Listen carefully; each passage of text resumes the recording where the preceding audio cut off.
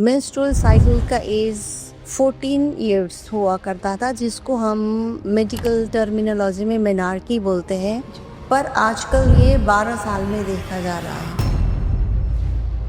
Periods जैसे किसी को 1 दिन होता है, 2 दिन होता है, किसी को 5 दिन तक होता है, कोई कहता है हमें कम होते हैं, कोई ज़्यादा। तो इसका भी डिपेंड करता है फिर आगे प्रेगनेंसी पे। कोई कंसीव करना चाह रहा है, उसका कंसीव नहीं हो पा रहा है, तो वो मेंटली परेशान हो जाते हैं। तो जब एक बार मेंटल स्ट्रेस होता है तो ऑटोमेटिकली हार्मोनल इम्बैलेंस शुरू होता है। आईवीएफ टेक्निक से जो हमने मान लीजिए किसी ने कंसीव कर लिया, तो उसमें एक लेडी को क्या क्या प्रिकॉशन और उसकी फैमिली वालों को कैसे उसका ध्यान रखना चाहिए? कोई फीमेल ड्रिंकिंग एंड स्मोकिंग करते हैं, वो फैमिली प्लान कर रहे हैं, तो उनको 6 मंथ बिफोर सब चीज़ छोड़ना चाहिए।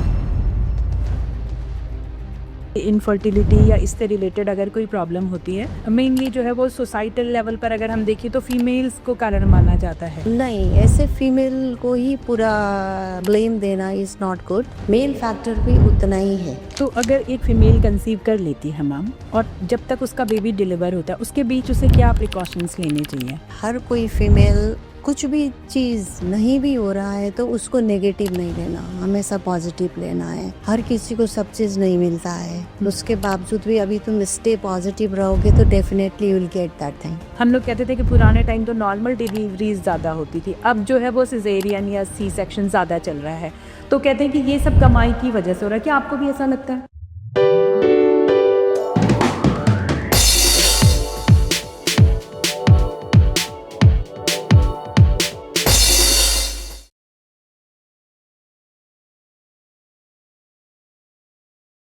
माँ एक ऐसा शब्द जो हर महिला सुनना चाहती है और बनना भी चाहती है। तो एक माँ बनने का सफ़र एक महिला का कैसा होता है, उसके अंदर क्या क्या फीलिंग्स होती हैं, कैसे प्रश्न होते हैं। बहुत सारे प्रश्न इस तरह के भी हैं जो हम लोग समाज के डर से या कई बार हम अपनी झिझक की वजह से हम ना तो पूछ पाते हैं और ना हमें उन चीज़ों का ज्ञान होता है। तो इन सारी बातों को लेकर आज हमारे पॉडकास्ट में हमारे साथ डॉक्टर प्रमिला रावत जी हैं, कोटद्वार की जानी मानी गायनोकोलॉजिस्ट हैं, और बहुत समय से मुझे लगता है 3 दशक से ज़्यादा का समय हो गया है कि वो कोटद्वार में अपनी निस्वार्थ सेवाएँ दे रही हैं और बहुत सारे लोग उनसे बहुत दिल से जुड़े हुए हैं। तो नमस्कार, मैं माधुरी डबराल और स्वागत है आप सभी का आज के पॉडकास्ट में। तो बहुत स्वागत है मैम आपका हमारे शो में। Thank you very much Madhuri, select me in your session. तो मैम जैसा कि मैंने बताया और आपसे मेरी बात भी हुई थी कि 3 दशक से ज़्यादा का समय हो गया आपको कि आप इस फील्ड में हैं। महिलाओं से दिन ब दिन की समस्याओं से आप बहुत अच्छे से रूबरू हैं उनकी समस्याओं से। तो मैम थोड़ा सा हम अपने सेशन को शुरू करें उससे पहले मैं थोड़ा सा आपके बारे में जानना चाहूँगी कि आपका बैकग्राउंड, आपके बेसिक्स, वो थोड़ा सा अपने बारे में बताएं। हाँ जी, श्योर। मेरे बर्थ और ब्रॉटअप काठमांडू में हुई है जी, और मैं मेडिकल एजुकेशन के लिए इलाहाबाद में आई हूँ जी। आफ्टर दैट मेरे शादी डॉक्टर हर्षपाल सिंह रावत जो गढ़वाल के हैं वहाँ हुई है। उसके बाद हम यहाँ आके सेटल हुए हैं गढ़वाल में। तो बहुत सालों से आप कोटद्वार में हैं और मुझे हाँ जी, मैं 1994 में आई हूँ कोटद्वार। और तब से आप यहाँ पे जो गायनी प्रैक्टिस है उसको लास्ट 32 ईयर्स से मैं कोटद्वार में ही हूँ और यहीं मतलब जितने भी कोटद्वार के जनता है उनको सेवाएं दे रहे हैं। तो ये बहुत अच्छा। और मेरे पास एक्चुअली मैम जब हम लोग इंटरेक्ट होते हैं लोगों से तो मेरे पास बहुत सारे लोगों की तरफ से ये भी आया कि आप एक गायनी का एक पॉडकास्ट लें और अगर बहुत अच्छा हो कि आप डॉक्टर प्रमिला रावत जी का लें, तो इसीलिए मैं आज आपके साथ हूँ और हम ये thank you very much Madhuri, give me such a opportunity to talk with you. तो मैम थोड़ा सा जैसे कि हमारा आज का टॉपिक होने वाला है, हम महिलाओं, एक माँ बनने का जो सफ़र होता है एक स्त्री का जब से वो जन्म लेती है और जब तक वो माँ बनती है, तो बहुत सारे चेंजेस उसके शरीर में भी आते हैं और मानसिक तौर पर भी वो बहुत चेंज होती है। बिल्कुल। तो जनरली हम यहाँ की अगर शुरुआत करें तो एक जो महिला है उसकी जब शुरुआत होती है इस वाले फेज़ की, तो कहीं ना कहीं हम मेंस्ट्रुअल साइकिल से उसको स्टार्ट करते हैं। तो आजकल हम जनरली देखते हैं मैम कि मेंस्ट्रुअल साइकिल्स में बहुत चेंजेस आ रहे हैं लड़कियों के, जो पीरियड्स हम जिनको कहते हैं। तो कुछ अर्ली एजेस के भी ऐसे आ रहे हैं। तो थोड़ा सा आप यहाँ से शुरू करते हैं मैम कि क्या चीज़ है, क्यों ये सब हो रहा है? पहले मेंस्ट्रुअल साइकिल का एज 14 इयर्स हुआ करता था, जिसको हम मेडिकल टर्मिनोलॉजी में मेनार्की बोलते हैं, जी पर आजकल ये 12 साल में देखा जा रहा है। बिल्कुल, हाँ बहुत सारे हैं। या तो ये बिकॉज़ आजकल के खान पान, बच्चे के एक्सपोजर, उनके थिंकिंग, लाइफ स्टाइल, इसमें डिपेंड करता है। और 12 साल में स्टार्ट हो भी रहा है तो हम इसको कोई एबनॉर्मल करके नहीं मानेंगे। अच्छा, अगर 12 ईयर्स से भी आगे किसी किसी को 8-9 ईयर्स में भी होता है, इसके में हम लेंगे प्रिकॉशियस प्यूबर्टी। अच्छा, बस इसके लिए हमको बच्चे को मेडिकल चेकअप वगैरह सब चीज़ कराना पड़ता है। तो जैसे मैम मेरे नोन में भी कुछ ऐसे केसेस हैं जो 9 इयर्स की जो लड़कियां हैं, हमारी छोटी बच्चियां ही हम बोलेंगे, तो वहाँ से उनको पीरियड स्टार्ट हो जाते हैं। अगर किसी को 9 इयर्स में हो रहा है पीरियड शुरू, तो उनको हम ऑब्जर्वेशन में रखते हैं। अच्छा, कि बच्चे को बाद में जाके कोई प्रॉब्लम ना हो। किसी का ग्रोथ रिटार्डेशन होता है, किसी को मेंस्ट्रुअल प्रॉब्लम प्रोलॉन्ग्ड रहता है, इसमें ध्यान देना है। तो मैम जैसे आप बता रहे हैं अगर अर्ली एजेस में शुरू होता है तो क्या उसका डायरेक्टली इफेक्ट पड़ता है ग्रोथ पे बच्चे की?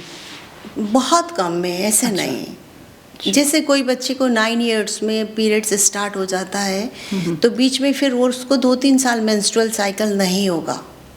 ऐसा भी केस? हाँ। अच्छा, कि तो 5-6 महीने नहीं होगा, फिर दोबारा स्टार्ट, क्योंकि उनके बॉडी में कोई हार्मोनल लेवल सेट नहीं हुआ होता है। अच्छा, तो दोबारा स्टॉप होगा, फिर हो कई साल के बाद या कई महीने के बाद दोबारा पीरियड शुरू हो जाता है। तो इसको हम कोई एबनॉर्मल करके नहीं लेते हैं।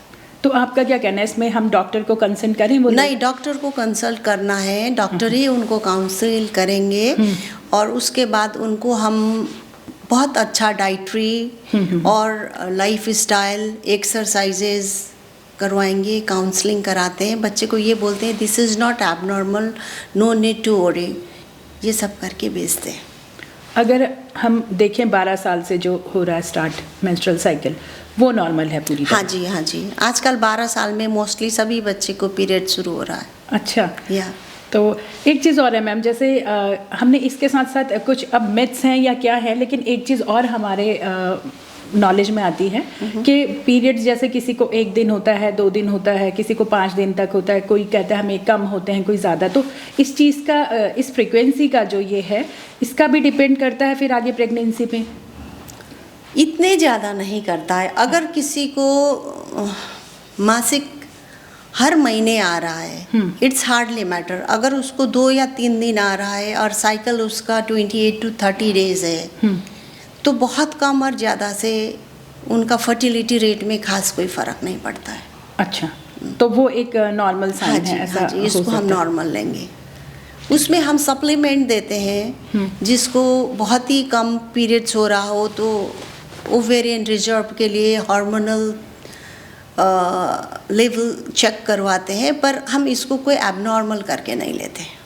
अच्छा मैम, इसके बाद जैसे हम देखते हैं कि जो लड़कियों का आजकल का जो हमारा सिनेरियो है उसमें हम देख रहे हैं कि शादियां बहुत लेट हो रही हैं। जैसे हमारी मम्मी लोगों के टाइम तो बहुत जल्दी हो जाती थी, हमारे टाइम फिर एक नॉर्मल एज रहती थी, लेकिन आजकल जो हमारी बच्चे हैं वो कहीं ना कहीं करियर ओरिएंटेड ज़्यादा हो गए हैं। तो या एजुकेशन उनको प्रॉपर लेनी है, देन करियर बनाना है, देन उनके पास उसके बाद उनके शादी का उनका माइंडसेट होता है। तो ये जो लेट ईयर्स में जो हमारी शादियां हो रही हैं, इसका क्या आप कहेंगे कि क्या बेस्ट पीरियड होता है वैसे अगर आपके अकॉर्डिंग शादी का देखा जाए? For female I think 25 to 28 is good.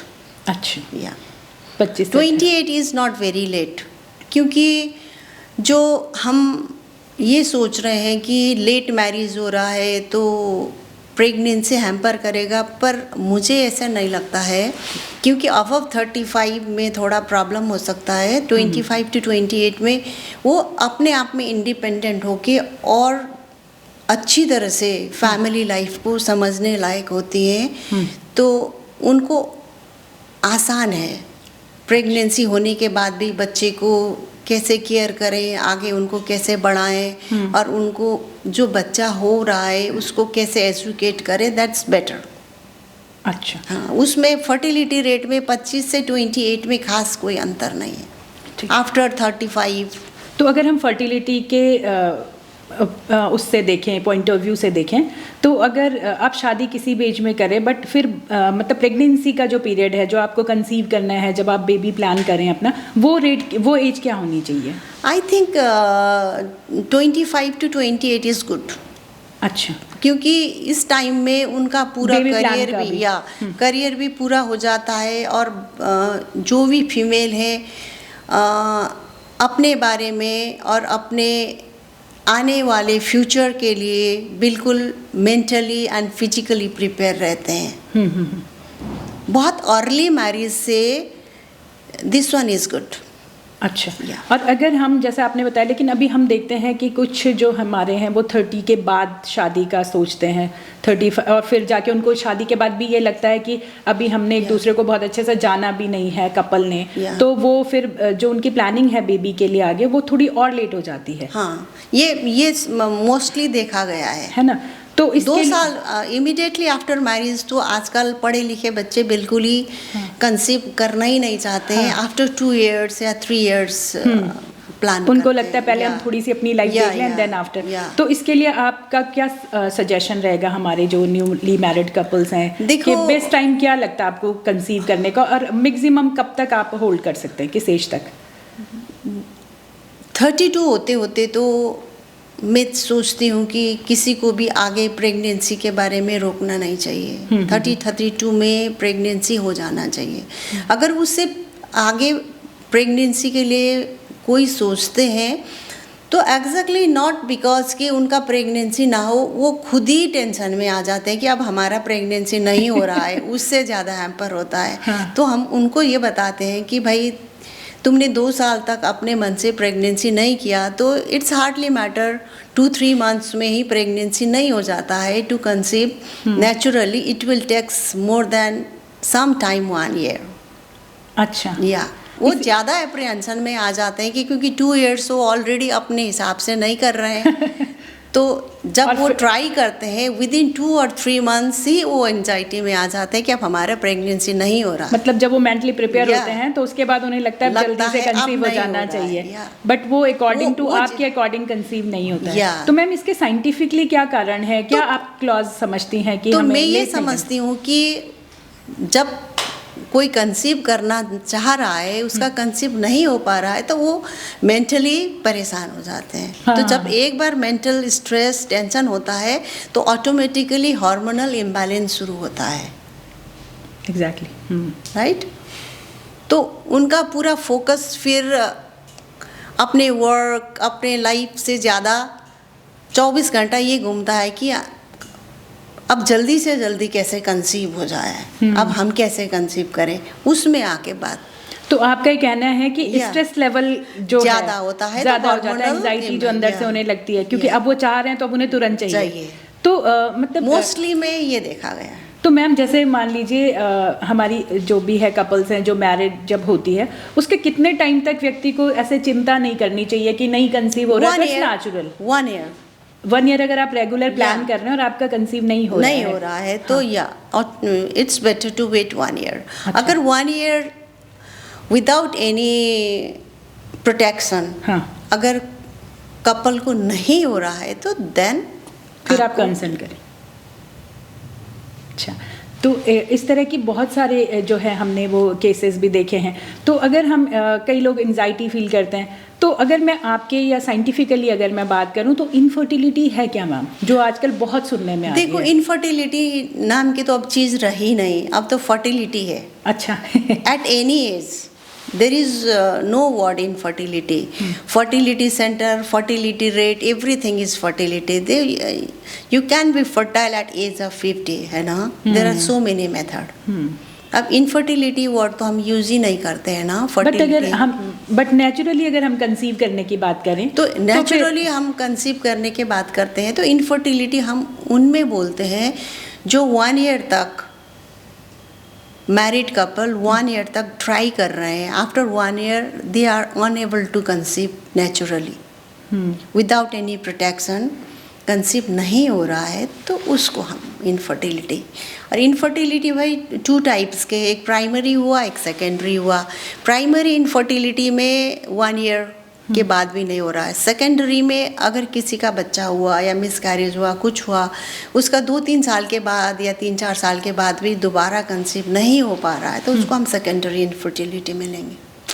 अच्छा, प्राइमरी और या। सेकेंडरी इनफर्टिलिटी भी यहाँ पर है। या तो मैम ये जो इनफर्टिलिटी वाली जो प्रॉब्लम्स है वो अगर हम आज की डेट में बात करें तो कहीं ना कहीं एक तरफ अगर हम देखते हैं तो महिलाओं को ज़्यादा फोकस करती है कि महिलाओं में या। बट देखा जाए अगर हम साइंटिफिक टर्म्स में बात करें बट तो दिस इज नॉट ट्रू। हाँ, तो वो पुरुषों में भी है। या बहुत तो वो बहुत किस ज़्यादा। तरह से हो सकती है, मतलब इनफर्टिलिटी के क्या कारण हो सकते हैं? जैसे अगर हम स्पर्मेटोजेनेसिस हाँ, अगर हम महिलाओं में बात करें और पुरुषों में तो क्या वो सिम्टम्स हैं, किस तरह से है कि हम बोलेंगे इनफर्टाइल हैं दोनों, या पुरुष है या महिला है? देखो, फीमेल में तो एक आइट्रोजेनिक होता है, everything is okay, ovary tubes is okay, ovary is okay, uterus is okay, everything is okay, ovulation हो रहा है, सब चीज़ हो रहा है, पर अनएबल टू कंसीव बहुत देखा जाता है। अच्छा, हाँ, सब चीज़ ओके ठीक होने होता के है, बाद भी। Iatrogenic no cause. और जेंट्स में ये है कि उनको स्पर्मेटोजेनेसिस, उनका स्पर्म काउंट जो देखते हैं तो किसी में बहुत कम होता है, किसी में मॉर्फोलॉजिकली डिफेक्टेड होते हैं, किसी में मोटिलिटी कम होता है, किसी में एंजियोस्पर्मिया होता ही नहीं है। अच्छा, या तो आपका कहना है कि पुरुषों में ज़्यादा केसेस आ रहे हैं या दोनों में? नहीं, पुरुष में ही है या फीमेल में ही है करके नहीं कहते हैं। अच्छा। कपल में वैरी करता है, किसी में नहीं, मेल में भी बहुत होता है, एंजियोस्पर्मिया होता है, और किसी के मोटिलिटी कम होता है, मतलब जैसे like gonad, mail gonad is outside, you know, कभी चोट लग गई, बचपन में मम्स हो रहा हो, किसी का बहुत ज़्यादा टेम्परेचर, हाई टेम्परेचर या लो टेम्परेचर में रहते हो, उससे कभी भी गोनाड में प्रॉब्लम हो गई हो, बस सर्जिकल, कभी पैथोलॉजिकल होता है, किसी को लैंड अप होना पड़ा हो सर्जरी में, बस एडिशन बन जाता है, ये सब हो जाता है।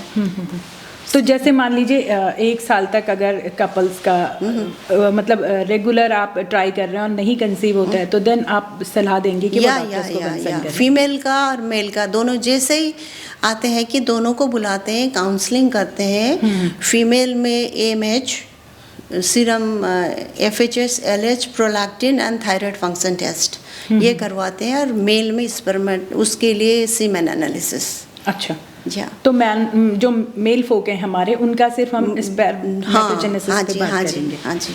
और लेडीज में कई कारण हो सकते हैं, वही हार्मोनल इम्बैलेंस के वजह से होता है, ओव्यूलेशन नहीं हो पाता है, बस ये सब फिर रूल आउट करते हैं। AMH करते हैं एंटीमुलेरियन की, उसका ओवरी में कितने मतलब ऐसे फॉलिकल्स हैं जो फॉलिकल्स बन के मतलब मैच्योर होके टू रिलीज ओवा, ये सब चीज़ देखते हैं, क्या फैक्टर है उसको रूल आउट करते हैं। तो जैसे हम कहते हैं ये जो PCOS होता है, थायराइड है, हार्मोनल इम्बैलेंस है, ये सब हम कहते हैं कि इन सब का एक चेकअप नहीं, हम जैसे हमारे पास कोई भी कपल आके काउंसलिंग के लिए बैठते हैं तो हम फीमेल में कराते हैं ना हार्मोनल पूरा therapy, AMH, LH, FHS, prolactin and thyroid function test, ये सब देखते हैं क्या है, तो उसके हिसाब से हम उनका ट्रीटमेंट शुरू करते हैं। एक अल्ट्रासाउंड के बेसिस पे हम ये नहीं कह सकते हैं कि the person is suffering from PCOD। उसमें फॉलिकल्स दिखाई दे रहा है ना, पर ये है कि everything is okay, the person is getting regular periods and everything, तो उसको हम उसी आगे से ट्रीटमेंट देते हैं। तो कितना बड़ा रोल होता है मैम अगर किसी में ये थायराइड प्रॉब्लम चल रही है, PCOD बहुत होता है ना, क्योंकि चाहे PCOD हो, चाहे थायराइड हो, चाहे हार्मोनल इम्बैलेंस हो, वो तो एज ए होल बॉडी में ही सफ़र करेगा। अच्छा, क्योंकि ओव्यूलेशन रुकेगा, ओव्यूलेशन नहीं होगा, जो फॉलिकल्स हैं ओवरीज में वो मैच्योर हो नहीं पाएगा। जब मैच्योर नहीं होगा तो फिर हमारे बॉडी में जिस हिसाब से कंसेप्शन के लिए चाहिए हमको एग्स नहीं मिलेगी, है ना, तो फर्टिलिटी रेट तो ऐसे ही कम हो गया। तो मैम खान पान का भी कुछ असर पड़ता है? बहुत ज़्यादा। अच्छा। खान पान का बहुत अच्छा। क्यों? पीसीओडी में तो directly this is PCOD is multi organ and multi system as well as very undisciplined lifestyle. अच्छा। क्योंकि हम किसी को भी पीसीओडी के लिए आते हैं तो उनको ये बोलते हैं you have to first manage your life.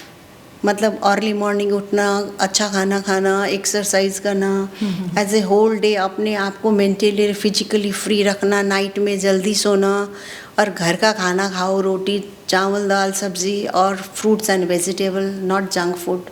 तो अगर हम इस बात को समराइज़ करें मैम, तो ये है कि इनफर्टिलिटी बहुत सारे चीज़ों पे डिपेंड करती है, जिसमें आपका खान पान और आपका रूटीन भी बहुत महत्वपूर्ण है। बहुत ज़्यादा, है ना।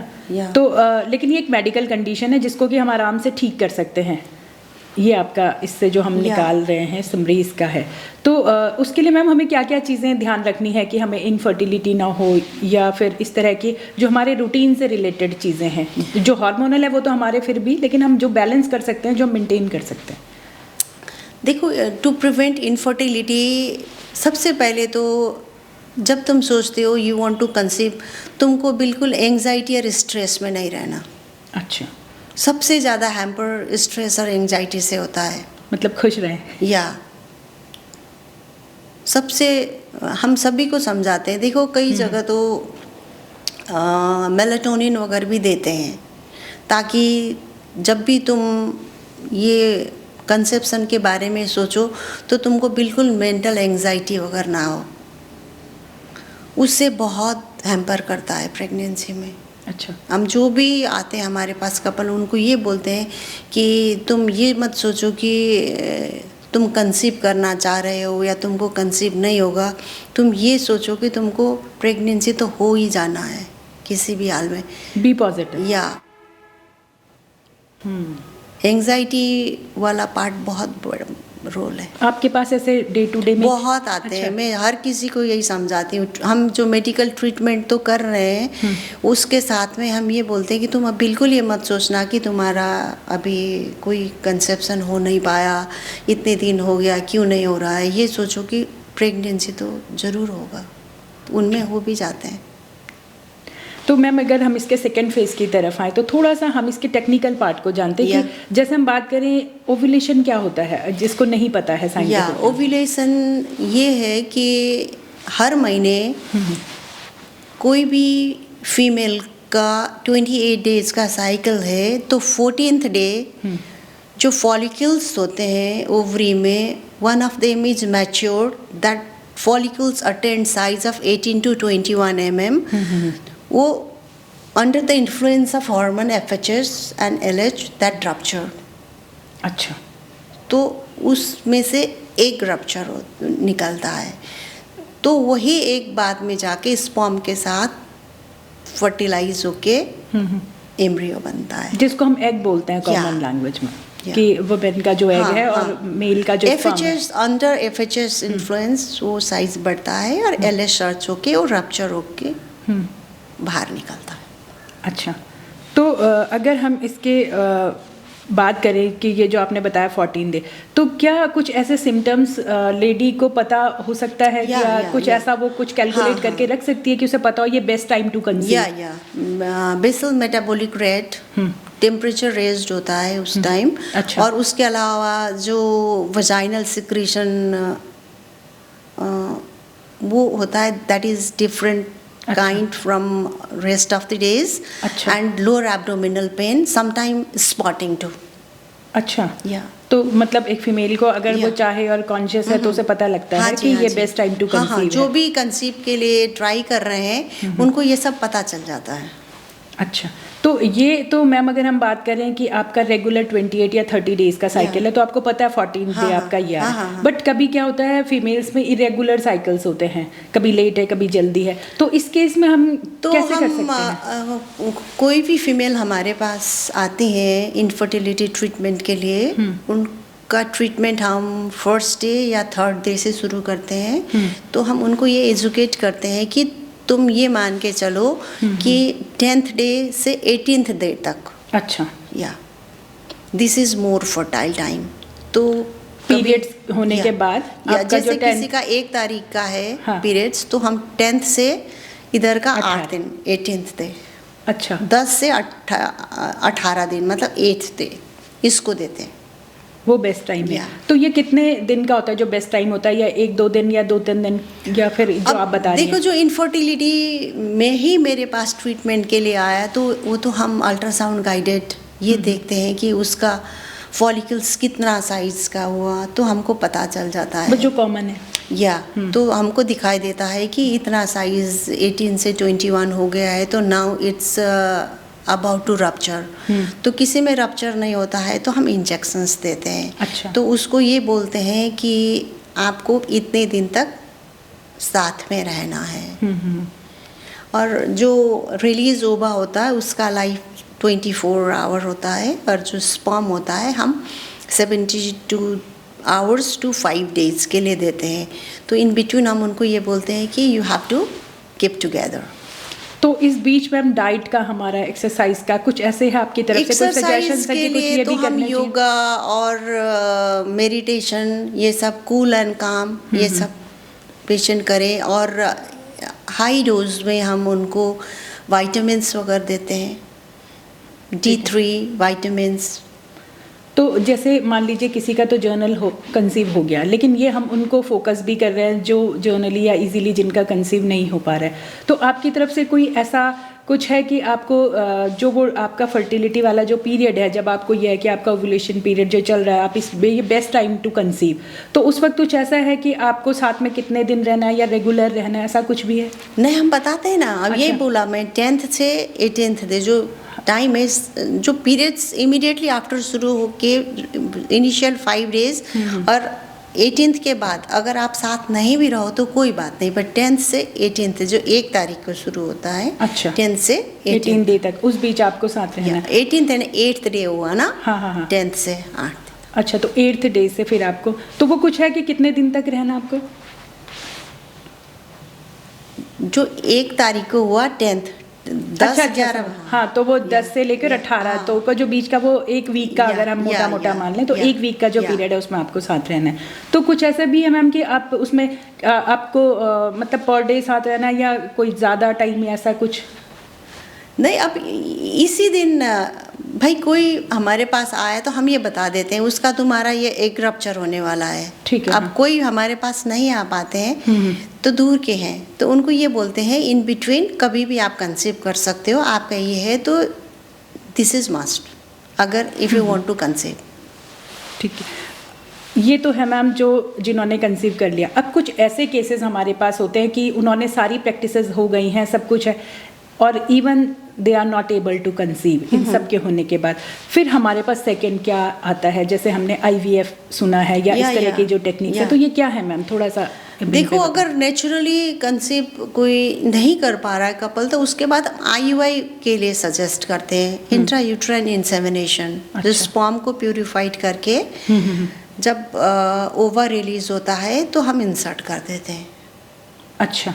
IUI intrauterine insemination. अच्छा। अगर उससे भी 3-4 महीने तक नहीं होता है तो फिर हम IVF के लिए सजेस्ट करते हैं।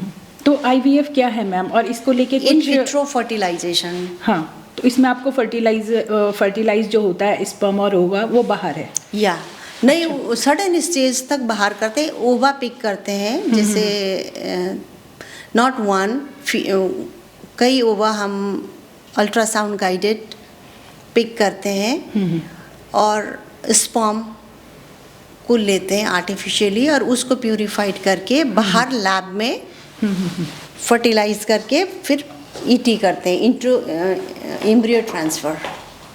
अच्छा। या तो ये इसके सक्सेस रेट कितना होता है मैम IVF का? 18 to 20।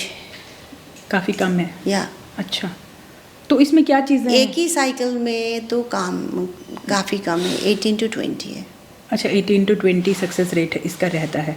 तो कई लोग इसको थोड़ा सा मतलब लोगों को इसके बारे में बहुत ज़्यादा तरीके से पता नहीं है, उनको ये लगता है। तो ये जो IVF टेक्निक से जो बच्चे हमारे पास आते हैं और जो नेचुरली बॉर्न बेबीज़ हैं, तो क्या उन दोनों में कुछ ऐसा डिफरेंस होता है या जनरली सेम? नहीं नहीं, ऐसे कुछ नहीं होता है। पर IVF वाले बच्चे में अगर किसी बच्चे में पहले से ही प्री इम्प्लांटेशन जेनेटिक टेस्ट होता है, वो तो बहुत ही अच्छा, बहुत ही हेल्दी सेल्स को पिक करेंगे ना, क्योंकि रिजल्ट अच्छा चाहिए। तो उनमें डिफॉर्मिटी वगैरह का कोई चांस नहीं होता है।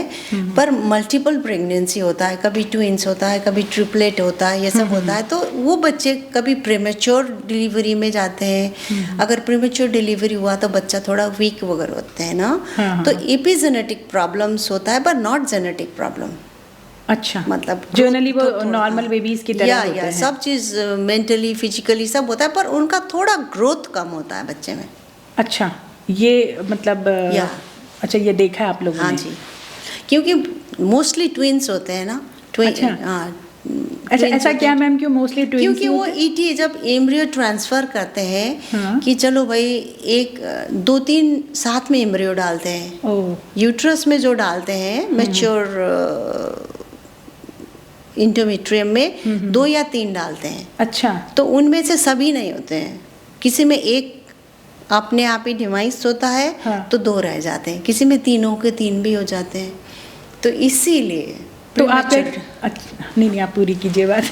प्रीमेच्योरिटी का चांस अगर फुल टर्म बच्चा नहीं हो पाया, पहले ही 8 महीने में हो गया, किसी के 7 महीने में हो गया, तो वो कमजोर होता है। अच्छा, और इनका सर्वाइवल रेट क्या रहता है? नहीं ठीक है, सर्वाइवल रेट वगैरह सब। अच्छा, अगर इम्यूनिटी वगैरह सब चीज़ नॉर्मल बच्चे के जब बड़े होने के बाद तो पता भी नहीं चलता है ये ट्विंस। नहीं, जैसा आप कह रहे हैं कि 2 या 3 अगर हो जाते हैं बच्चे और वो थोड़े से कमज़ोर होते हैं। नहीं, तो जब तक बच्चा फुल टर्म, जैसे 9 मंथ्स में बच्चा हमारा होता है, तो भाई सर्वाइव फिर तो ठीक है। इटसेल्फ आउटसाइड फीड वगैरह जो भी प्रीमेच्योर बच्चा हमारे पैदा होते हैं, उनको हम नर्सरी में डालते हैं, उसको able to feed by themselves, ये सब करते हैं, विदाउट ऑक्सीजन सर्वाइव करने के लिए प्रिपेयर करवाते हैं ना।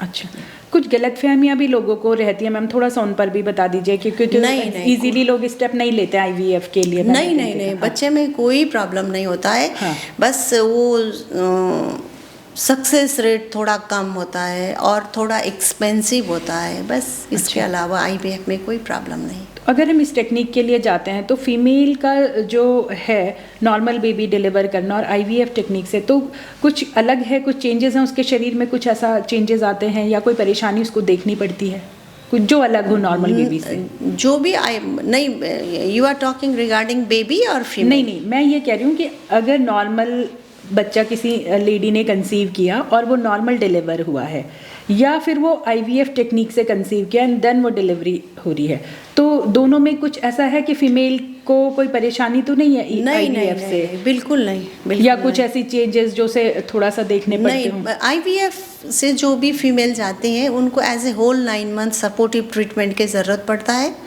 जो नेचुरली कंसीव करती है उनमें कोई सपोर्टिव ट्रीटमेंट की ज़रूरत नहीं पड़ता है, ये फ़र्क है।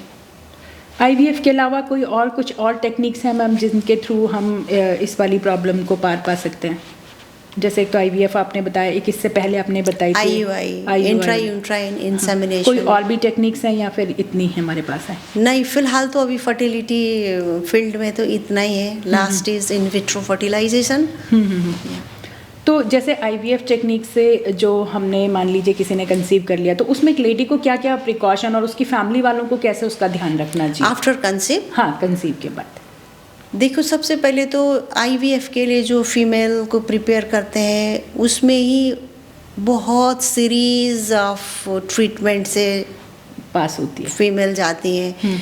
तो उसको इमोशनली और हर चीज़ की ज़रूरत पड़ता है, क्योंकि सब चीज़ उसके ऊपर हो रहा होता है। क्योंकि अब ओव्यूलेशन, ओवा पिक करने के लिए जो मैच्योर एग चाहिए, उसी में 1 महीने पहले से पेशेंट ट्रीटमेंट में रहते हैं, इंजेक्टेबल में रहती हैं, फिर वो लैंड करती हैं, ओवा पिक होता है, उसके बाद फिर उसी के यूट्रस में ईटी होता है, एम्ब्रियो ट्रांसफ़र होता है, एक बार कंसीव होता है तो उसको महीनों तक, जब तक डिलीवरी नहीं होता, इंजेक्शन दवाई लगता है, तो उसको तो सपोर्ट की ज़रूरत है ही। मेंटली या तो ये ट्रीटमेंट पेनफुल होता है? नहीं, ऐसे कोई पेनफुल नहीं painful होता है। नहीं, जैसा आप कह रहे हैं इंजेक्ट करना होता है। नहीं, injections- हम उसको पहले निकालते हैं, फिर उसी के बॉडी में उसको इम्प्लांट करना होता है एम्ब्रियो को। नहीं, पेनफुल तो प्रोसीजर pain- नहीं है। जो भी करते हैं, जैसे ओबा पिक करते हैं तो पेशेंट को सिडेशन में करते हैं, ऐसे नहीं करते हैं। उसको पता नहीं चलता है, जैसे जो भी प्रोसीजर होता है, एम्ब्रियो ट्रांसफ़र में कोई पेन नहीं होता है। पर भाई किसी को भी हर दिन, हर हफ्ते, हर महीने इंजेक्शंस लग रहा है, तो दिस इज़ काइंड ऑफ। और प्रेशर तो है इसके ऊपर। तो बीइंग अ डॉक्टर आप क्या सजेस्ट करती हैं मैम, अगर किसी को नेचुरली नहीं हो रहा है तो वो बहुत इजीली नहीं, आईवीएफ के लिए जाए? या और देखो, फैमिली लाइफ बढ़ाना है तो नेचुरली नहीं हो रहा है तो आईवीएफ इज़ गुड ऑप्शन। अभी मैम मैं पीछे कुछ चीज़ मैं पढ़ रही थी तो उसमें आ रहा था कि आईवीएफ के लिए भी एक एज जो है वो 50 डिसाइड कर दी गई है कि 50 के बाद शायद इसके लिए जाना। या हाँ, क्योंकि एज ऑफ 50 पहुँचते पहुँचते नॉट ओनली फीमेल, मेल के बॉडी में डिके तो शुरू हो जाता है ना। मतलब बॉडी तो बॉडी है, तो कंसीव हो भी जाता है तो this is about to resting age, है ना। तुमको कई चीज़ में रेस्ट चाहिए। और आई डोंट थिंक आफ्टर 50 अगर किसी ने डिलीवर्ड कर भी लिया है तो वो बच्चे को बड़ा करना, उसके साथ लगना, ये सब भी तो डिफ़िकल्ट है। तो 50 की एज तक मैम, जैसे हम जनरली मानते हैं कि 35-40 की एज हम लोग नॉर्मल मानते हैं, उसके बाद फिर जो वो 40 के बाद वाला जो पीरियड और 50 वाला आईवीएफ में, उसमें कितने % चांसेस होते हैं अगर हम नहीं, IVF के through? जितना एज बढ़ता है उतना चांस बहुत कम होता है। कम होता है आईवीएफ में भी या अच्छा, एज रिलेटेड होता है। आफ्टर 35 भी कम होता है। हाँ। तो जनरली आपका ये कहना है कि 1 साल तक अगर नॉर्मल नहीं हो रहा है तो फिर आप कंसर्न करें, और सारी प्रैक्टिसेस के बाद भी नहीं है तो आईवीएफ के लिए भी आप टाइमली चले जाएं। या है ना, ये आपका कहना है अगर आपको अपनी फैमिली लाइफ थोड़ी।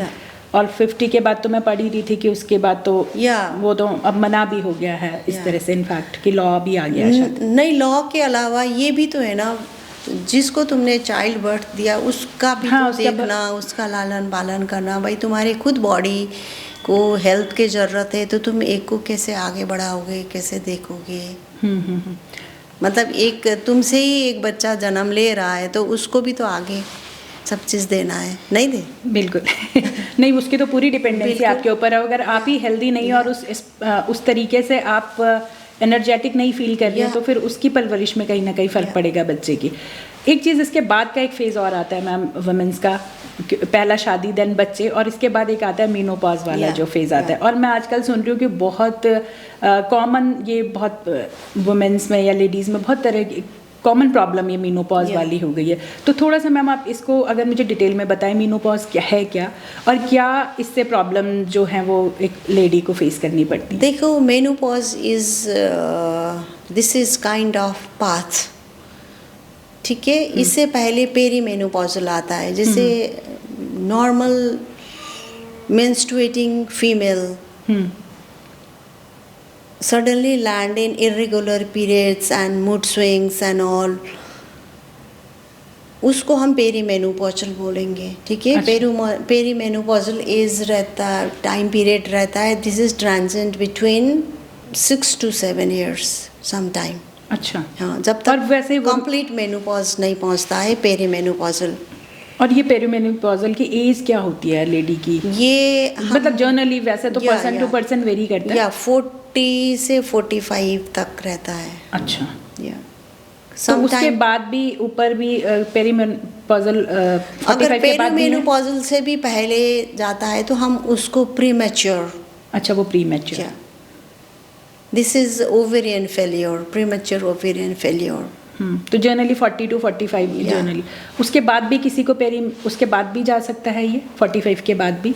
क्यों नहीं, 45 से ये 55 तक में तो पूरा स्टॉप ही हो जाता है ना, अच्छा। तो उसको हम मेनोपॉज बोलेंगे। मेनोपॉज ये होता है कि अगर तुमको पीरियड्स 1 ईयर तक without any spotting and irregular period हो रहा है तो दैट इज़ मेनोपॉज, मतलब कंप्लीट सिजेशन। अच्छा, वो 1 साल तक आपको ऑब्जर्व करना है। Yeah. और अगर 1 साल के बीच में आता है तो देन आपका वो मेनोपॉज नहीं हुआ है नहीं। complete। तो इसमें क्या ध्यान रखना पड़ता है एक लेडी को, क्योंकि मैंने बहुत सुना है कि बहुत इरिटेटिंग ये फेज रहता या है। क्योंकि इसमें हार्मोनल इम्बैलेंस बहुत ज़्यादा होता है। मोस्टली एस्ट्रोजन है ना, फीमेल हार्मोन्स, वो इसमें बिल्कुल ख़त्म हो जाता है। हम्म, तो एक बार जो फीमेल हार्मोन ही तुम्हारे ख़त्म हो गए है तो तुम्हारा mood swing, irritability, depression, cardiovascular problem और बोन्स रिलेटेड प्रॉब्लम, ऑस्टियोपोरोसिस बहुत ज़्यादा, अच्छा। या वो तो पेरीमेनोपॉजल में ही स्टार्ट हो जाता है, पर मेनोपॉज पहुँचते पहुँचते तो अगर ध्यान नहीं दे तो बहुत ज़्यादा ही प्रॉब्लम आने लग जाता है, हेल्थ प्रॉब्लम। तो क्या रिस्क आ सकता है मैम अगर हम ध्यान ना दे कोई तो लेडीज पे? इसमें ये है कि आपको एक तो अपने लिए करना है ना, अपने लिए टाइम देना है। जैसे तुम एज ए होल लाइफ अपने फैमिली के लिए देते हो, बच्चे के लिए देते हो, सब चीज़ सराउंडिंग के लिए देते हो। जैसे तुमको लगता है कि now you are at age of perimenopause and menopause, तुमको अपने लिए टाइम देना है, अपने ऊपर ध्यान देना है, वॉक करना है मॉर्निंग इवनिंग, हेल्दी डाइट लेना है, वाइटामिन्स वगैरह सप्लीमेंट लेना है। किसी डॉक्टर को कंसल्ट कर सकते हैं? बिल्कुल बिल्कुल करना ही है वो तो, अच्छा, करना ही या है। उसके बिना तो होता ही नहीं है। अच्छा, तो जो अपने आप नहीं कर सकते पेरीमेनोपॉजल और मेनोपॉजल में। तो इस अगर हम इस फेज में जैसे आपने बताया तो कुछ हेल्थ रिस्क हमें हो सकते हैं, या किस तरह के हेल्थ रिस्क हमें हो सकते हैं? इसमें एग्जैक्टली बोन बहुत सफ़र करता है। अच्छा। मल्टीपल फ्रैक्चर या ऑस्टियोपोरोसिस की वजह से कई बार सुनते हैं ना, थोड़ा हल्का गिरे थे तो फ्रैक्चर हो गया। सबसे ज़्यादा बोन सफ़र करता है, तो उसके सप्लीमेंट में हम D3 और बहुत लॉन्ग टर्म तक कैल्शियम देते हैं। और मूड स्विंग्स वगैरह ये सब ना हो, ये डिप्रेशन ना हो, उसमें आइसोफ्लेविन वगैरह देते हैं।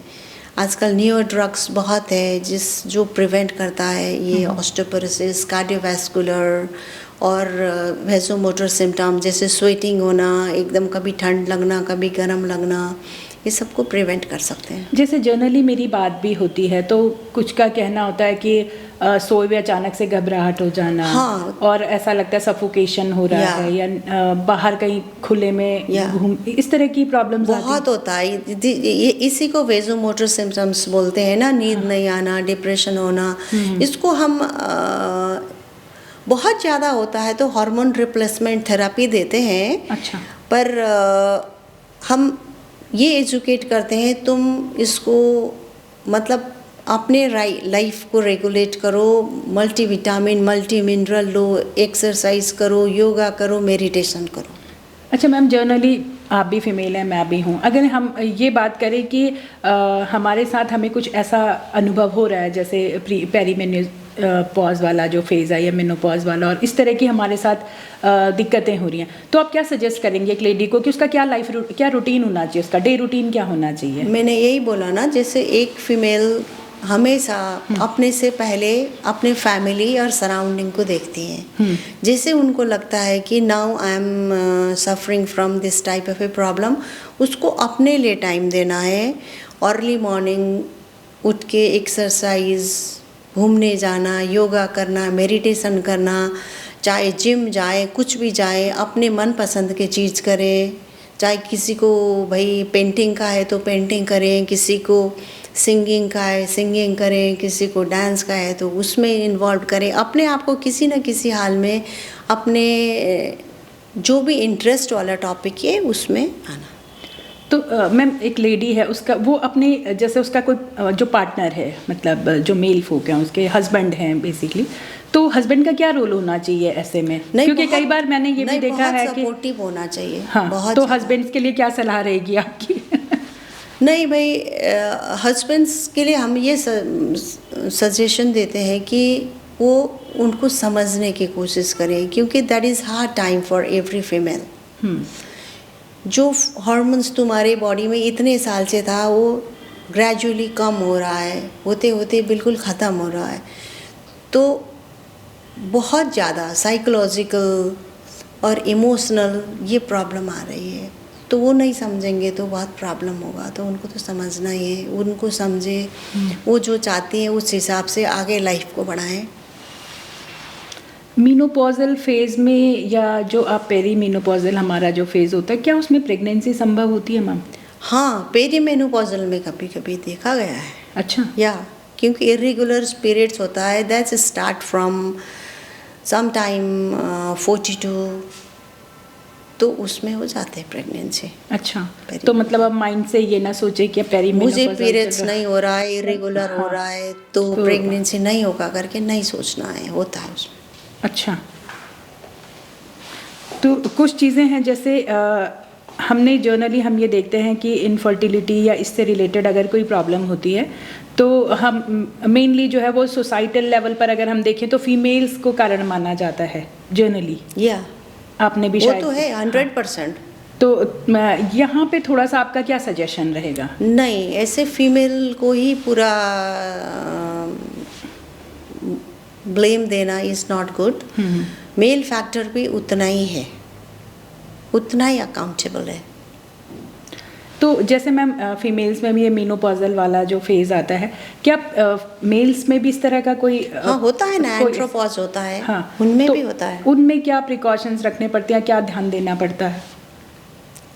मेल में भाई उनको जो भी भाई उनके हैबिट है ना, जैसे स्मोकिंग, ड्रिंकिंग, लेट नाइट तक उठना, ये सब ध्यान दे के अपने खान पीन में जैसे वॉक करें, एक्सरसाइज जिसे हम फीमेल में बोलते हैं, उनको भी अपने में ध्यान देना। अच्छा, एक चीज़ और मेरे को ध्यान आई है आपकी इस बात को सुन के कि जो मैम ये हैबिट्स होती हैं, जैसे ड्रिंकिंग हैबिट्स होती है मेल्स में या स्मोकिंग है, आजकल तो फीमेल्स में भी देखने को मिल रही है, तो इन चीज़ों का भी फर्टिलिटी पे कुछ असर पड़ता है? बहुत ज़्यादा।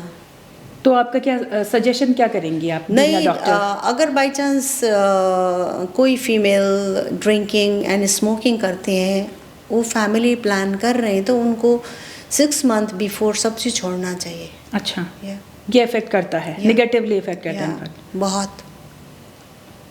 और मेल्स के लिए, मेल्स का भी ये नहीं, मेल्स में भी अगर उनके स्पर्म में थोड़ा भी काउंटिंग में चेंजेस है तो उनको भी छोड़ना पड़ता है। एक फिनोमेना है मिसकैरेज का मैम, लेडीज में जनरली देखने को भी मिलता है, और आजकल उसकी भी काफ़ी फ्रीक्वेंसी बढ़ रही है। उसके क्या कारण होते हैं और कैसे हम उसको थोड़ा सा कंट्रोल कर सकते हैं? देखो, मिसकैरेज का तो ये है कि अगर if it is less than 12 weeks या वेरी अर्ली, तो उसमें तो हम ये बोलते हैं कि most probably involve genetic defect. अच्छा, हो सकता है बच्चा इन ओम में ठीक से बना ही नहीं हो, कि तो स्पर्म में या कहीं ओवरीज में ही कोई गड़बड़ हो। और कभी कभी क्या होता है कि किसी का यूट्रस ही हॉस्टाइल होता है, जो कंसेप्टस होता है उसी को एक्सेप्ट नहीं करता है, ये होता है। और कभी लाइक एक्सीडेंटल हुआ है ना, किसी ने भारी चीज़ उठा दिया, भारी काम कर दिया, जैसे बहुत स्ट्रेन वाला चीज़, जैसे बैठते टाइम या कुछ भी करते टाइम पेरिनियल रीजन में ज़्यादा जोड़ो पड़ा, बस यही है। तो अगर एक फीमेल कंसीव कर लेती है मैम, और जब तक उसका बेबी डिलीवर होता है उसके बीच उसे क्या प्रिकॉशंस लेने चाहिए? प्रेगनेंसी तो this is very natural and normal. अगर किसी को कोई प्रॉब्लम नहीं है तो अपने वो नॉर्मल लाइफ अच्छी तरह से आगे बढ़ा सकती हैं। कोई ऐसे प्रिकॉशन वगैरह की ज़रूरत नहीं है, जैसे खान पान में ध्यान दें और नॉर्मल एक्सरसाइज करें, नॉट हेवी, जो उसके बॉडी परमिट करता है, जैसे वॉक करना, योग, हल्का फुल्का योगा करना, चलना, वो सब कर सकते हैं। पर कोई फ्रॉम बिगिनिंग किसी चीज़ से सफ़र कर रहे हैं तो उसके लिए उनको ध्यान देना है, ट्रीटमेंट लेना है। मैम जनरली जब हमारे यहाँ कोई फीमेल कंसीव करती है तो जिस समाज में हम लोग रहते हैं तो हमने देखा है कई बार क्या होता है कि हमारी पुरानी जो महिलाएं हैं, हमारी दादी नानी टाइप के तो उनके टाइम पे ये सब चीज़ें नहीं होती थी, तो वो अपना उनका कहना होता था कि हमारे तो पेट में बच्चे भी रहे और हमने तो गोबर भी ढोया, हमने खेतों में काम भी किया, जनरली आप सुनती होंगी। और आजकल की लड़कियों का देखो तो जिसको सुनो बेड रेस्ट पे है या इस तरह की, तो इस तरह की जो ये कॉन्सेप्ट है मैम कि जो बेड रेस्ट किसी को बोला जाता है, किसी डॉक्टर ने कहा या वो कुछ काम नहीं, इस पर आप क्या बोलेंगी? नहीं, डॉक्टर्स उन पेशेंट को बेड रेस्ट के लिए बोलती है जिनको सपोर्टिव ट्रीटमेंट की ज़रूरत होता है। अच्छा, है ना? हाँ। जिनका pregnancy with aid of injections and all, जैसे किसी को अर्ली प्रेगनेंसी में ब्लीडिंग हो जाती है, किसी का आंवल नाली नीचे रहता है, किसी का इरिटेबल यूट्रस होता है, उनको हम बेड रेस्ट के लिए बोलते हैं। अगर किसी डॉक्टर ने बेड रेस्ट के बोला है और विथ इंजेक्शंस वगैरह आगे प्रेगनेंसी बढ़ रहा है तो उनको तो करना ही करना है, चाहे पुराने लेडीज़ जो भी बोले। एक चीज़ और मैम, जर्नल आप भी सुनती होंगी, आप तो इस मतलब आपका तो ये प्रोफेशन है। हाँ। तो हम ये देखते थे और सुनने में भी आता है, शायद है कि आप भी सुनती होंगी कि जर्नल ये हो गया है, हम लोग कहते थे कि पुराने टाइम तो नॉर्मल डिलीवरीज ज़्यादा होती थी, अब जो है वो सिजेरियन या सी सेक्शन ज़्यादा चल रहा है, तो कहते हैं कि ये सब कमाई की वजह से हो रहा है। क्या आपको भी ऐसा लगता है? नहीं नहीं, मुझे ये नहीं लगता है, क्योंकि देखो मैंने अपने हाथ से ही पहले 100% नॉर्मल डिलीवरी करवाया है। मैं चाहती हूँ कि हर कोई मेरे पेशेंट नॉर्मल डिलीवरी में लैंड करे, पर आजकल हम चाह भी रहे हैं कि हमारे पेशेंट नॉर्मल ही डिलीवरी करें, उसके बाद भी किसी में 9 मंथ पहुँचते पहुँचते बच्चे में पानी की कमी हो जाती है, किसी में बच्चे का धड़कन कम हो जाता है, किसी में बच्चा डिस्ट्रेस में आता है, किसी के बच्चे लेबर पेन में लैंड होते ही मिकोनियम पास करना शुरू होता है। हम नहीं चाहते हैं, पर ये रेट ज़्यादा तो हो रहा है। क्या कारण है? agree with क्या that. कारण है मैम जो ये है, ये रेट ज़्यादा होने के आई कारण? Think may be now is life style में लोग के, अच्छा, मैं ये lifestyle। सोचती हूँ। तो एक जर्नल, अगर आप हेल्दी बेबी आप डिलीवर करना चाह रहे हैं और आप एक हेल्दी वुमन भी हैं, आपके साथ कोई उस तरह का कोई हेल्थ इशू जुड़ा भी नहीं है, तो एक हेल्दी रूटीन के लिए प्रेगनेंसी के टाइम क्या होना चाहिए मैम? जब कंसीव किया हुआ है प्रेग्नेंट एक लेडी, उसका हेल्दी एक रूटीन क्या होना चाहिए? अर्ली मॉर्निंग उठो, अपना जो भी रिचुअल से वो करना है ना, और हेल्दी खाना और healthy thinking, morning evening walk लेना, और जो भी डॉक्टर ने प्रेस्क्राइब किया है multi vitamins, multi mineral, iron, calcium वगैरह लेना। अगर किसी को बीपी हो या किसी को शुगर हो या कुछ हो, जो भी डॉक्टर प्रेस्क्राइब करते हैं वो मेडिसिन्स लेके अपने आप को सेफ रखना है। और बीपी और शुगर की या डायबिटिक अगर कोई पेशेंट है तो कंसीव करने में भी कोई समस्या आती है? देखो, अगर पहले से शुगर हो या ब्लड प्रेशर हो, उसमें ड्यूरिंग प्रेगनेंसी कॉम्प्लिकेशन आता है। अच्छा। या और ड्यूरिंग प्रेगनेंसी जिनका होता है उनको भी कॉम्प्लिकेशन तो होता है, पर विथ हेल्प ऑफ मेडिसिन हम उसको आगे आराम से बढ़ा सकते हैं। ओके, तो काफ़ी टाइम मैम आपका हमने ले लिया। नहीं। और जैसे आप अभी हम बात भी कर रहे थे कि ये टॉपिक इतना डीप है, बिल्कुल, कि अगर हम इसके एक हाँ, लेकर चलें एक टॉपिक को, एक हेडिंग को, तो शायद बहुत ज़्यादा हमें समय चाहिए पूरा डिस्कस। पूरे घंटा ही लग जाएगा एक ही टॉपिक में। हाँ। पीसीओडी में ही, थायराइड में ही, हार्मोनल इम्बैलेंस में ही, इनफर्टिलिटी में बहुत टाइम लग जाएगा है तो। हाँ, बट मैम जैसे आप पे बहुत वास्ट आपका एक्सपीरियंस हो गया है, मुझे लगता है बहुत सारे पेशेंट्स को आपने आपने ऑब्जर्व किया है, कुछ अच्छे, बहुत अच्छे रिजल्ट्स भी होंगे, कुछ कुछ होपलेस रिजल्ट्स भी आपकी लाइफ में आए होंगे। कोई ऐसा केस है मैम जो आप बताना चाहें हमारे दर्शकों को? कोई ऐसा जो यादगार केस आपकी लाइफ का हो, मतलब रिगार्डिंग प्रेगनेंसी और रिगार्डिंग कोई भी, जिससे कोई सोशल मैसेज हो या कुछ इस तरह का हो? कई बार ऐसे होता है ना कि कोई हमारी लाइफ का ऐसा एक्सपीरियंस होता है, कोई बिल्कुल ऐसा केस हो, स्ट्रेंज, मिरेकल, कुछ इस तरह का जो आप साझा करना चाहें, सुनाना चाहें। या एक पेशेंट आई थी मेरे पास अभी 6 आई थिंक 1 ईयर बैक। उसका प्लासेंटा एक्रेटा था। अच्छा। तो थोड़ा सा मैम आप इसको बताएं प्लासेंटा इक्विटा सरल भाषा में, या क्योंकि बहुत लोग प्लासेंटा नहीं शायद- इक्विटा मतलब जो प्लासेंटा सेज होता है ना, वो हाँ। सेज नॉट इन यूट्रस, वो इन्वेट करके बाहर चला जाता है। This is very life threatening. अच्छा। तो मैंने उसको इमीडिएटली दिल्ली भेज दिया था, तुम कहीं मत जाना, सीधे दिल्ली चले जाना। तो उसका जो प्लासेंटा था इन्वेट करके ब्लैडर तक जा चुका था। अच्छा। हाँ, तो मेरे पास 2-3 दिन पहले आई थी, तो उसको देख के मुझे बहुत खुशी हुई थी, ये लड़की बिल्कुल ठीक होके आई। अच्छा, वो सब सक्सेसफुल हुआ? या उसका पर यूट्रस वगैरह सब निकला, ब्लैडर आधा कटा, पर सी इज़ फाइन, बच्चा भी ठीक है। हाँ, ये इस उसको देख के मुझे बहुत ठीक अच्छा लगा। मुझे लगा था पता नहीं क्या होगा इस बच्ची का। तो चलिए मैम, बहुत एक अच्छी इंटरेक्टिव सेशन हमारा रहा, बहुत कुछ मुझे भी सीखने को मिला और हमारे दर्शकों को भी आपसे बहुत जानने को मिला होगा। समराइज़ करते हैं इसको, तो हमारे दर्शकों को आप क्या कहेंगी? हर कोई फीमेल अपने आप में इंडिपेंडेंट हो और हेल्दी रहें और खुश रहें, और अपने आप को बहुत हमेशा ये समझें कि दे आर इंडिपेंडेंट। कोई सजेशन जो आप देना चाहें रिगार्डिंग कंसीव और IVF और जो भी हमने आज टॉपिक डिस्कस करे हैं, इसमें कोई ऐसा सजेशन जो हमने छोड़ दिया हो और आप बताना चाहें? नहीं, हमने सभी चीज़ें ऐसे तो कवर किया है। तो उसके बाद भी हम ये सजेशन करते हैं कि कुछ भी चीज़ नहीं भी हो रहा है तो उसको नेगेटिव नहीं लेना, हमेशा पॉजिटिव लेना है। हर किसी को सब चीज़ नहीं मिलता है, उसके बावजूद भी अभी तुम स्टे पॉजिटिव रहोगे तो definitely you will get that thing. Ma'am, एक अभी बात करते करते मुझे एक चीज़ ध्यान आई है। मैंने एक बार बहुत केसेस ऐसे सुने हैं कि कोई कपल है, उनके बच्चे नहीं हो रहे हैं, देन दे हैव अडॉप्टेड, उन्होंने कोई अडॉप्ट किया, उसके बाद उनके बच्चे हुए हैं। इसका क्या रीज़न हो सकता है मैम? Emotional factor.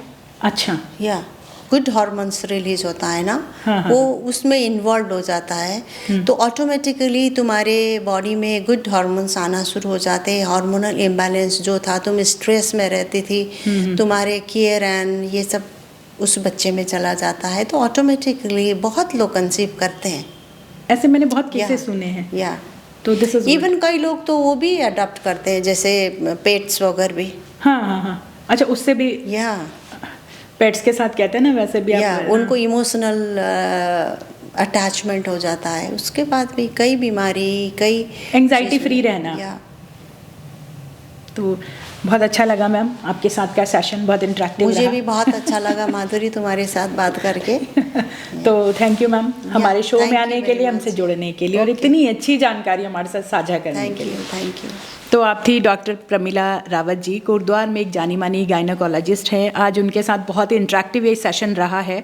बहुत सारे क्वेश्चंस ऐसे हैं जो हिचक के कारण या समाज के डर से, समाज के हिचक से, झिझक से, बहुत सारे कारण हैं, हम नहीं पूछ पाते हैं। तो मैंने काफ़ी हद तक कोशिश की है कि हम उन सारे चैप्टर्स को उनके साथ डिस्कस करें। इसके बाद भी अगर आपका कोई क्वेश्चन इस तरह का हो तो डॉक्टर प्रमिला रावत जी कोटद्वार में ही हैं, आप कभी भी उनसे एक सेशन या उनके अपॉइंटमेंट बुक कर सकती हैं। और इस तरह के पॉडकास्ट आगे भी हमारे शो में आते रहेंगे, इस तरह की पर्सनालिटीज़ हमारे शो में जुड़ी रहेंगी। नेक्स्ट वीक हम एक नेक्स्ट पॉडकास्ट के साथ, एक अलग पर्सनालिटी के साथ फिर आपसे जुड़ेंगे। तब तक के लिए हमसे जुड़े रहिए। अगर आपने चैनल सब्सक्राइब नहीं किया है तो अवश्य कर दीजिएगा, और हमें सुनने के लिए, पेशेंस के साथ और आशीर्वाद देने के लिए, स्नेह देने के लिए आप सभी का बहुत बहुत धन्यवाद।